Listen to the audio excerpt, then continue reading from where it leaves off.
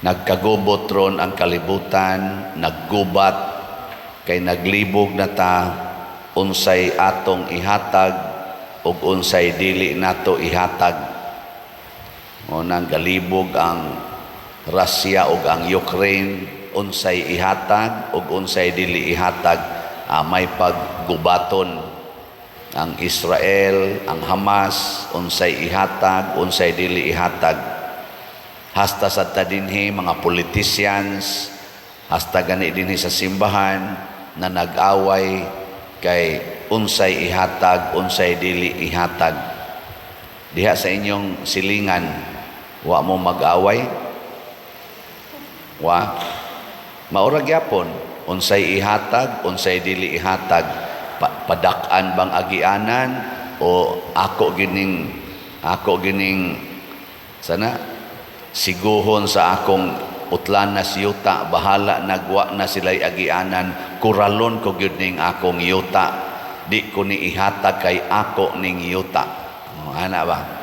Nya moingon sa tong silingan, mga way-uwaw, murag diin magdipinsa sa una, sa pobre pa ng mga animal, dinhi ra gyud na magpangayuan sa ato, karon nga naarang-arang ng mga panuwayng dagko, mura nagdi kailag silingan. Ana, kayo naglibog lagi unsay ihatag, unsay dili ihatag.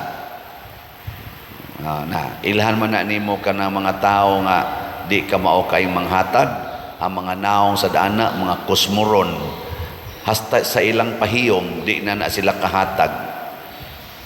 Sige, lingi ay mong tupad ing na unsay imong angay ihatag nako karon, ing na unsa kay angay nimong ihatag nga rinako karong adlaw. Na sa panahon sa ni Kristo hatagan sa siyang problema. Kung muhatag bagbuhis ngadto sa emperador sa Roma, nga mga Hudiyo man sila, naulipon man sila, sige man sila complain nganong magbuhis ta aning gobernador nga foreign government, or dili ba? Nya kung si Jesus moingon dili maayong muhatag ngadto sa Roma, makontra niya ang Romanhon nga mga government, patay siya. Ug moingon sad siya kinahanglan tang muhatag, makontra pud niya ang iyang mga kaliwat nga mga Hudiyo, mopatay gyapon siya. Wa gyud siya kapaingnan. Pero unsa may wisdom ni Jesus, ingon siya ihatag ngadto sa emperador ang iyas emperador, niya ngadto sad sa Ginoo ang iyas Ginoo. Unsa may pasabot niya? Kanang gimarkahan og ngan sa emperador or sa leader sa kalibutan, kanang gipirmahan sa leader sa kalibutan, mao nay para iya. Nya kanasang gipirmahan sa Dios, mao sad nay iya. Kay bawo mo unsay gipirmahan sa Dios? Iyang gibutangan sa iyang naong. Kay bawo mo kinsa man? Wa mo kibaw? Mo to pagtan-aw ni Jesus sa sinsiyo, ingon siya kinsa maning naong ang naimprinta dinhi? Ingon sa emperador. Ay hatag na sa emperador kay naamang iyang naong, naasad ang iyang pirma, silyo, ang iyang silyo. Nakaron unsa may gipirmahan sa Ginoo o gisilyuhan sa iyang naong, kanang imong tupad. Image and likeness of God na siya. Kana ba? Tupad nimo. Nya, unsaon man na nimo paghatag ngadto sa Ginoo, nga gisilyuhan man na, hasta nang imong naong gisilyuhan man na, kining akong naong gisilyuhan man is naong sa Ginoo. Unsaon man nato paghatag anis Ginoo? Matod pa ni San Pedro diri sa unang pagbasa, matngoni ninyo nga magpabilin kamong putli sa atubangan sa Dios. Iyang gibutang dire, paningkamot kamo pag-ayo nga mahimo kamong putli og dili masaway sa Dios og may pakigdait kaniya. Mao na siya. Sige. laing lingi sa imong tupad. Ing nakanang naong nimo makapahimuot pa nas Dios. Ing nako no. Nakanang naong nimo ba makapahimuot pa nas Ginoo. Sa mga naong nato, siging kiskis anang kilay, siging pa-colors buhok, siging paputis naong, make-up, lipstick, sagunsa na lagi pamutang, panumpay anang mga pilok, kanang mga kuko, sumpayan. Kinsa may imong gipaningkamutan pagpahimuot, ang kalibutan nga dili maoy naghimo nimo, ang kalibutan nga maoy dili nagsilyo nimo, ang kalibutan nga dili maoy naghatag nimo sa kinabuhi, o ang Ginoo nga maoy nagbutang sa iyang image and likeness diha nimo. Mao nay pasabot ni Kristo. Siguro mubayad kag buhis o dili ka mubayad og buhis, nakapahimo ba na nimong image and likeness of God? Kana mupalit ka o dili mupalit og slot, kana nakapahimo ba na nimong image and likeness of God? Sige kuno. Kung di ka mo palit og slot, nga ning atong slot dinis atong parokya, ning SBF dag, tag 500 pesos raman gid na. Nya kaning atong MMHD para sa Birhen sa Fatima dito sa San Remigio, 1,000 raman eh. Og di ka mo palit, bisag naa kay ikapalit. Unsa man ang imong naong na image and likeness of God, pinaagi ang imong pagdinaw. Ha? Tubag. Duko rabahin. Ang kuan ato sa mong i-update ha kay daghan kayong namalit na tog slots pero kuwang pagid ang gidaghanon. Mo na sa atong SBF dag para sa atong kumbento na natayhalin as of yesterday, 23,984 ka slots, pero naapay 36,016 ka slots nga available, tag 500 pesos per slot ni at SBF dag. Nya nasa taan ni 16 slot challenge kay karong Hunyo, mahuman na tingali ni matapos ang Hunyo, buwan sa karong buwan na, basig mahumanan ng atong tanang trabaho diha sa kumbinto, elevator man karon ang gihimo, mahuman na tingay na niya ang ato sang uban pang mga finishing touches, manhuman na. So 16 months gyud ang atong pagtrabaho aning atong kumbinto, gikan atong February 2023 hangtod karong June 2024. Natingin mo sobrang gamay nga trabaho. Mo nang doon na sa tay 16 slot challenge nga tag 8,000 per challenge. Yan na sa tay nadawat nga 45 ka 16 slot challenge. Atong pakpakan ang namalit natog SBF dag. Og mahalin ning tanan kaning 36,000 ka mga slots, malipay ang atong mga contractors. Ang atong mga contractors diha mga buutan kayo. Sige ra gid sila trabaho kada adlaw bisag wa kayo tay gibayad nila. They are spending millions to continue their contract bisag wa at kabayad. Mao na kining 36,000 nga slots nga tag 500 pesos ug ato ning mapalitanan, malipay pod sila ug ang ilang pamilya ug ang ilang mga katawhan nga gi-employed. Nya ang ato sang kuan, Mother Mary's Healing and Deliverance, katong special slot para sa atong Kapilinya di Fatima, 6,000 man to ka slots para matiwas pog bayad ang kanang part 2 nga project nato karon sa Kapilinya di Fatima dito sa San Remigio. Ang grounds ba, panindutan ang grounds. Nya nay 6 million nga kuwang mo nang naghimo ta og slot sugod adtong Mayo 13. Nya gikan ato hangtod karon na natayhalin nga 1,304 ka slots, na apay 4,696 slots nga available, tag 1,000 pesos per slot.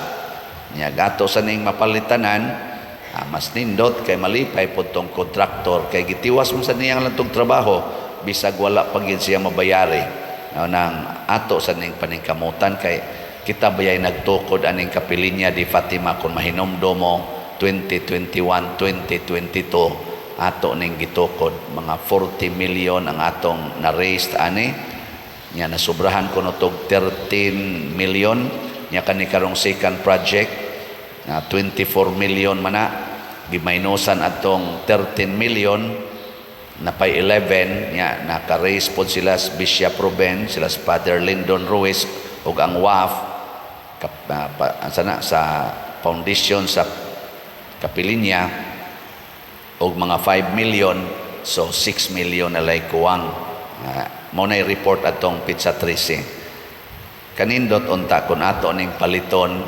palitagtag sa kaslat lang aning MMHD hangtod karong Pizza 13 sa Hunyo kay mao man ay second apparition sa Our Lady of Fatima didto sa Cubada area sa Portugal kay kapito man to siya pakita sugod Mayo 13 nya ato sa ning paliton haron nindot gyud makumpleto ang project dili na tingali ang project kay naman nahimo naman ang mga contractors nga nagbinuotan nga mitabang og himo nga mahuman dayon ang maong structures tungod ug alang sa mga devotees sa Our Lady of Fatima.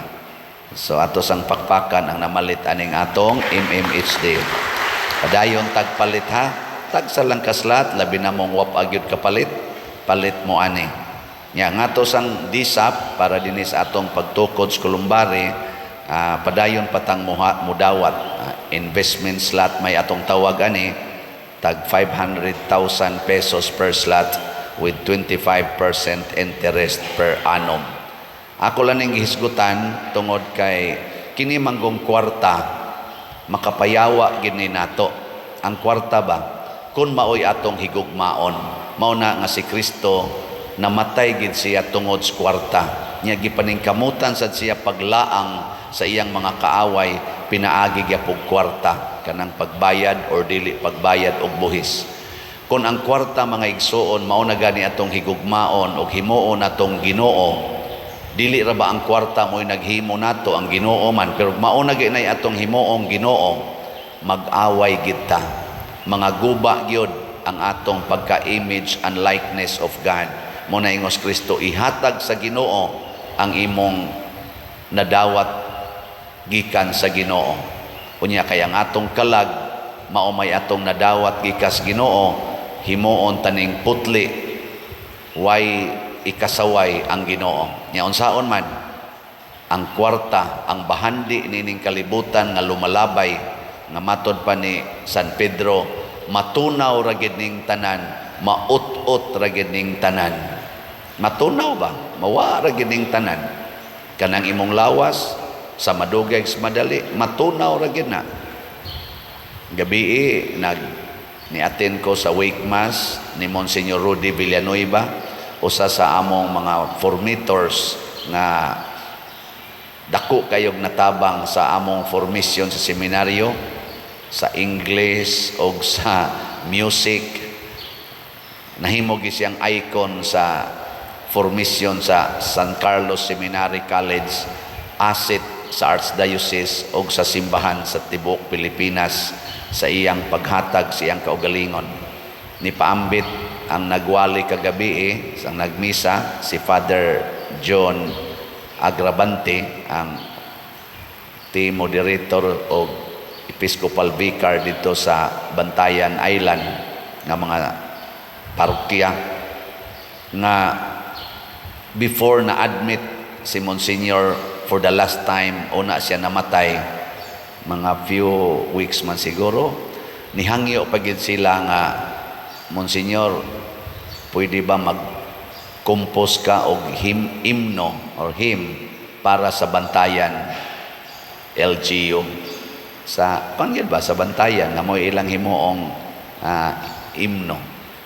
Galisod na gyud Monsignor siyang lawas, perti na gyung lisura pero naningkamot gyud siya og himo. og nahimo gid niya, nahuman ang tanan, ila untang imbitaron dito kay ilang pasidunggan, kay tuan na, available na ang kanta, mao say pagka-admit niya sa ospital, og wa na gid siya kagawas. So nihimo pagid siya, nihatag pagid siya sa gasas Ginoo diha niya nga mao ang iyang talent aning paghimog kanta, music, o kaning pagsuwat hangtod sa katapusang gutlo siyang kinabuhi. Kadtong bag-o pa sana siyang nasakit nga maglisod naglakaw kayo, agakuno na kung lisod-lisod ang daan, dito na siya gapuyo sa Carmelites mga 2013. Mao'y pagka-assign ako as administrator sa mission station dito sa Maumawan. Nya among gipili adtong una nga himuong patron St. John Mary Vianney. Karon nahimo na ng parokya, giilisan man, gihimo mang Our Lady of Guadalupe. Pero katong mission station pa, kuanto siya, St. John Mary Vianney, hangtod nahimong Kwasay Parish. Nihangyo ko niya, Nyor, pwede ba makakompose kag hymn ni St. John Mary Vianney nga kanang kuan, Cebuano? Kaya ang dito sa seminaryo, sa minor seminary, mao man ay patron St. John Mary Vianney, pero English. Ingon din siya, sige. Pero lisod na po siya glakaw. Himo din siya. After few days lang, akong ibalik, humana. Ingon din siya, itudlo na dito, niya timani nga mao ni first nako nga gi-compose nga kanta nga akong gipatudlo, akong gipakanta sa mga way klarong choir. Wa man sa kailas among choir, nya taga Bukid. Nya ako pag yun mo imutudlo kay kamo man kog jutay ana itudlo na dito. First ni nako nga gi-compose nga akong gipakanta sa wa ko'y salig na choir kay wa ko kaila. Di naman sad siya kapili kay luya naman siya. Di akong gitudlo dito mga 2 ka semana gito namon siging practice sa taga choir dito sa Bukid. Diha nang akong nakita nga murag nakuha na to namong iyang gihimong pisa.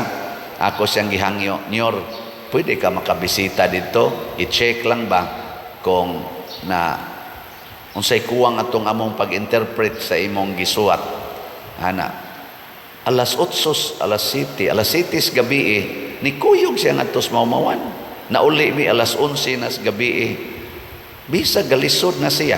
Ningadto gyud nya. Di amo ta pa ba to mga pictures dito kay gasigi siya tudlo namo dito, di ko katuo ba nga sus karimot aning maong lugar, kasuok kuan ra sitio Maumawan, Barangay Babag, Cebu City. Nya mingaw ang lugar, pobre, ordinaryong mga tao. Dito siya gapian ga keyboard gatudlo namo. Ingon din siya, okay na. Kuha na ninyo. Amo na roy, naingon ana. Ingon anak siya mo paambit, wa maghuna-huna. Pag ordin sa nako pagka pare, pagkantamisa, gihangyo po nako siya nga maghimog salmo, responsorial psalm nga tono, iya sa kong gihimuan. Ingon sa Father Benny Tao nga iyang assistant sa music, diya seminaryo atong panahona, hangyo abay nga siya nalay muduyog sa choir. Ako may gatudlo ana. Siya lay muduyog sa Choirs Guadalupe. Ako sa siyang gihangyo. Di na jud ko katuo ato kay kinsa ra gud ko nga ordinaryo ra kayong pare. Pastila ni sugot Dios Monsignor Rodi og siya gigaduyog sa akong pagkanta misa. Bisag bati kay kumukanta, siya giniduyog. Wa man sa nun maglingo-lingo kayo, giagwanta ra ting ito niya. Pero siya giniduyog.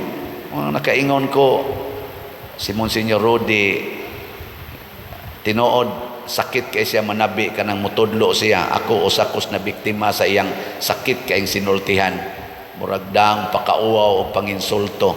Pero tungod ato natatak sa kong una-una how to strive to do my best in this field sa English, sa music. Muna din nga ato mga choir sad ako sa nang gipaambit-ambitan unsay akong mga napo nga ginagmay gikan ni Monsignor Rodi. Paminawa ng atong choir, di ba? Panagsara gina sila mayabag. Kay Tudluan yun.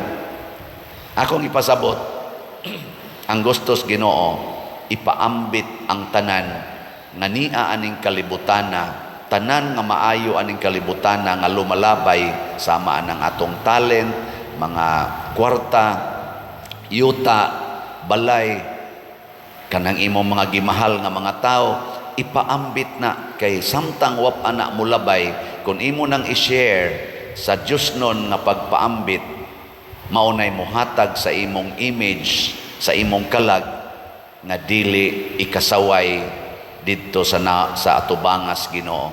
Mahimutang putli, mahimutang angayan nga mosod og langit. Mo bitaw sa atong salmo, niingon ta diri, sa tanang panahon o Ginoo, ikaw ang among dalangpanan. Mudangop kita sa iyang pamaagi, kaysa katapusan sad sa atong kinabuhi, muatubang tang tanan niya.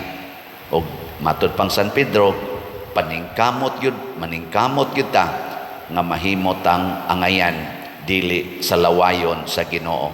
Bahala nag sawayon ta usahay sa mga taos kalibutan.